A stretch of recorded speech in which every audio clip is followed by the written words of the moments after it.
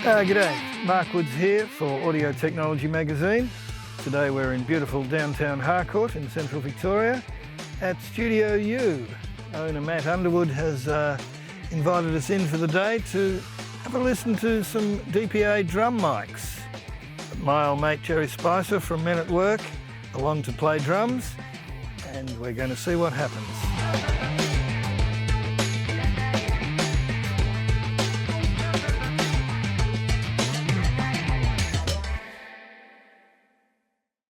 We're going to demonstrate three different mic techniques for the drum kit. They're fairly common. As time goes by, there's less rules with recording drums. There's just so many ways of doing it now. It used to be all done in main studios. Most recordings done in home settings now or smaller settings, and people do often make it up as they go. And there's nothing wrong with that. If it sounds good, it is good. But just some techniques that will work and will give you a decent starting point. The simplest of them is the kick and overhead. We'll start with the kick mic. Now there's different ways of doing a kick. For recording, you're away from the drum.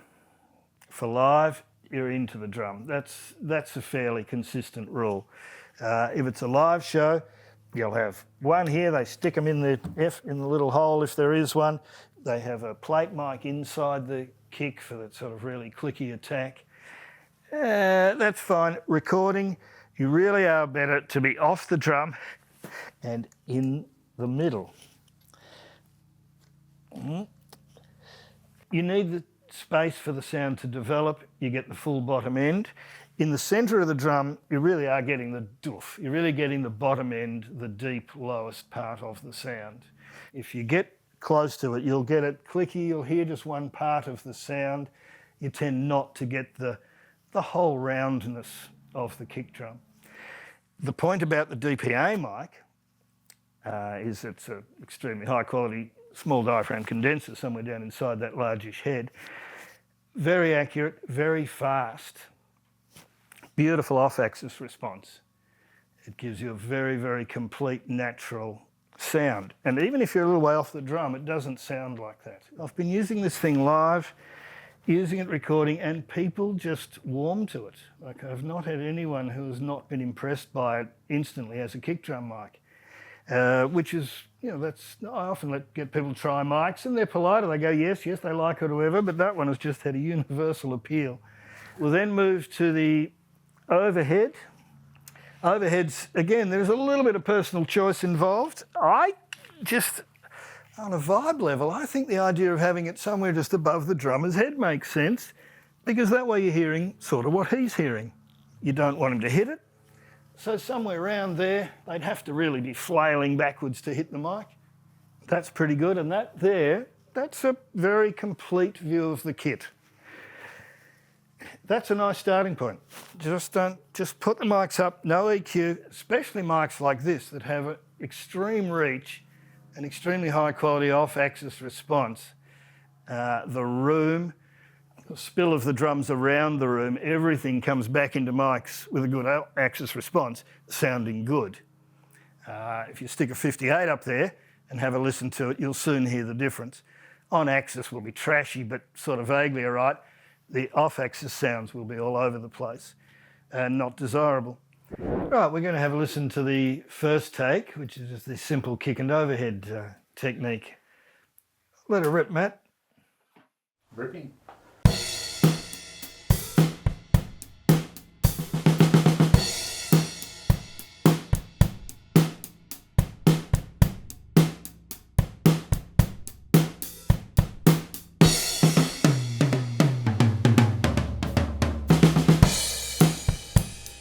Quite a reasonable drum sound. We just mixed in a bit of kick to taste, but it's very complete. Yeah. It's great. With one microphone, you get the whole kit. It's awesome. It's amazing. Yeah, and with a lesser mic, it doesn't pick up everything as well. I'm tempted to think it's a bit cymbal heavy, but maybe it's not, and especially when you put other things in.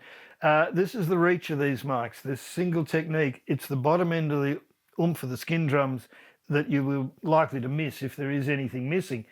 The DPA Mark, though, that's just the 2012 model that we're listening to as the overhead. As you see, the reach extends all the way down to the low frequencies. Let's put it that way. They've just got terrific body at distance. So we're moving on from the kick and overhead technique. We move to probably the most classic technique of them all. The Glyn Johns technique, it's often known as. It's a basic 4-mic technique that's been around since the 60s. It could even turn out to be earlier, but it's certainly the classic technique for recording drums. So we add a snare mic. I'm going to use this microphone. Now, the DPAs in question that we got today, 4055 kick mic, beautiful, cannot stop raving about that one. We then move on to this model here. That will look the same, but this is the 2012. Small diaphragm condenser, cardioid pattern. The aim of this mic is to be the world's best generalist mic. Generalist's DPA's word, not mine. I mean, general purpose you could say as well. And I don't doubt them. I actually this is as good a mic as I can recall using. I will bring this one down and use it for the snare. The other mics that I've got that look the same, that I'll put up for the overheads, are a 2015 model. Same thing, but it's a wide cardioid and specifically recommended for wide sources. Drum kits, obviously, are a good example of that. Pianos is a classic use for a wide cardioid. So I'll put the 2012 on the snare. And this is a funny thing with using orchestra mics on live drums. The idea of using a flash mic like this on a snare drum is, well, risky. Could be just me. I'm paranoid after years of rock drummers. Anyway, because it is a beautiful mic and I do not want it to be struck by a drum kit, I have been leaving it off the rim. This mic has such reach and such a natural sound that you don't need it as much, or it doesn't need to be as close. You don't need the proximity effect to get fatness. The mic itself presents the drum in its sort of fullness compared to a close mic dynamic thing, which drops off the bottom end as you pull away from the mic. So I've introduced the snare. Next, we have the first overhead, which traditionally gets placed up above the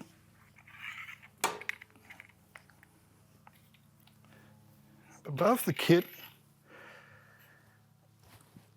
I sort of do it above the rack tom, or rack toms in this case. The other one comes in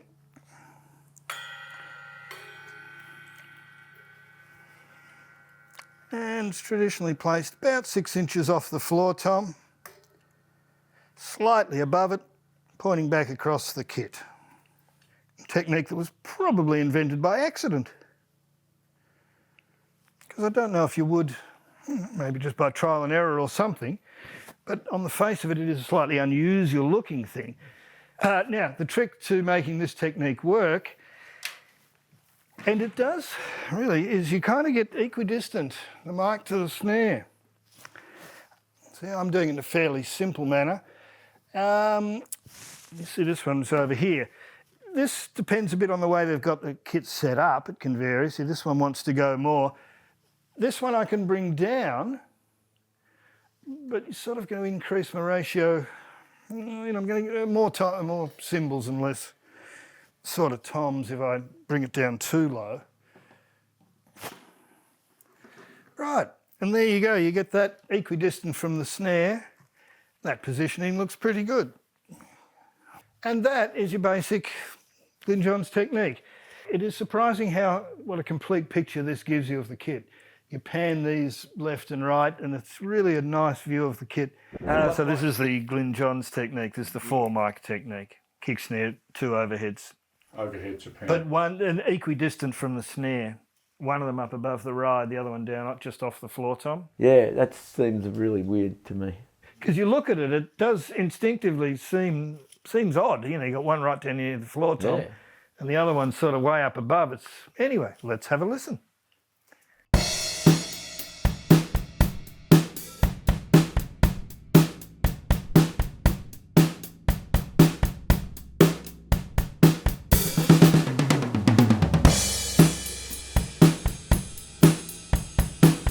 It's a good punchy view of the kit. It's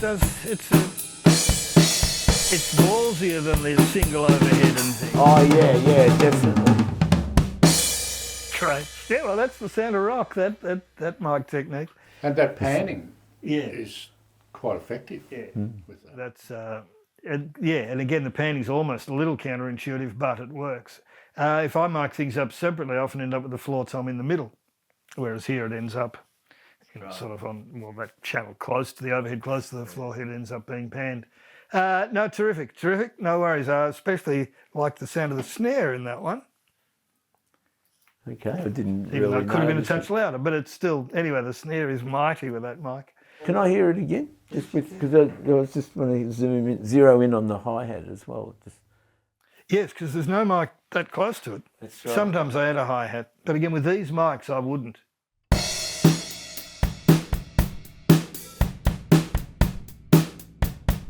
Sounds great. Pretty good, it's natural, Yeah.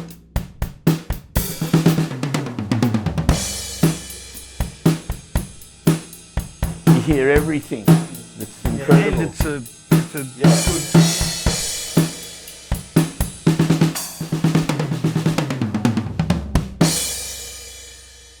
Great. We'll use that sample. And that's the 4-mic technique.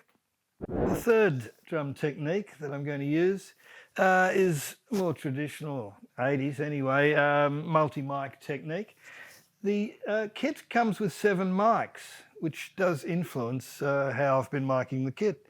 With this configuration, I've certainly got kick, snare, overheads, beautiful. We've got 3 tom mics. The DPA 4000 is well known to a lot of people already. It's pretty much the standard high-end acoustic instrument mic, very commonly seen on violins, acoustic guitars. It's a clever design. It's a tiny little mic. There's a different mount for each application. For this drum kit, they've got this little fella here. It's just like the standard clips. This attaches fairly easily. And this uses what they call their micro dot connector or cable. It's a very thin cable and just comes into a breakout XLR down here at the bottom to connect your mic lead. And obviously it avoids having the mic lead all the way up to the mic, which would be way too cumbersome for most applications. Wouldn't matter in this so much, but again, this is a multi-purpose mic that's being used or recommended as tom mics in this kit of mics. Rather than a specific drum mic. It mounts very nicely and you can then use the gooseneck to place it wherever you want. These mics are interesting. They are noticeably different in sound to the other ones. They're, to my ear, not as linear. They're a little scooped in the high mids, these ones. I've noticed it before on acoustic instruments. Lovely shiny high end and very nice body mids. They're not bright, or they're not harsh, I guess is the point. On acoustic instruments, it means you can use them very close to the instrument, and violins particularly. It's not a harsh sound. Like if you stick your ear right up on a violin, it's a bit scratchier. I actually think it's kind of, it works in the favour with close miking acoustic instruments. The other advantage is it's very reluctant to feedback. You turn these up on a violin, they want it in the foldback, that sort of thing, and with condenser mics, well, they do want to howl fairly easily. These are very resistant to feedback, I've found.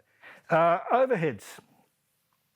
Our Glyn Johns has got a close mic'd technique with the overheads, sort of an in-between thing. For this example, I've gone back to a more traditional stereo pair above the kit. Gives you a nice view. Naturally, gives you a good stereo image of the view. There are different ways of addressing the pairing. You can have them crossed and, a lot of this is personal taste, or just try it and see. The 2015 mics are a wide cardioid. The one I got in the snare, the 2012, is it's a cardioid certainly, but it's tighter. These are deliberately made to be wide, natural, very high power handling, or high level handling, recommended for drums. Here's a perfect example. It's a wide spread. The piano is another obvious example for these sort of mics. You can get them in very close and they won't overload. And well, they just hear very wide. It's still a cardioid and the off-axis response is beautiful. If you order them at the same time, a pair of them or two of them, they come as a matched pair. They've been matched in the factory to suit, or to be very close to each other. Let's try the one with multi-mics. You want the snare left up higher? Yeah.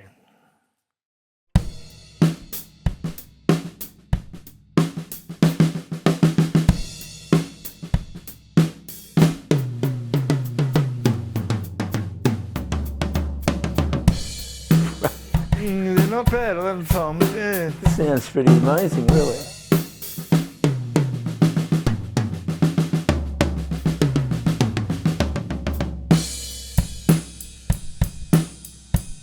You see what I mean about like natural, like, and that's no EQ, no nothing. It just sounds. Yeah.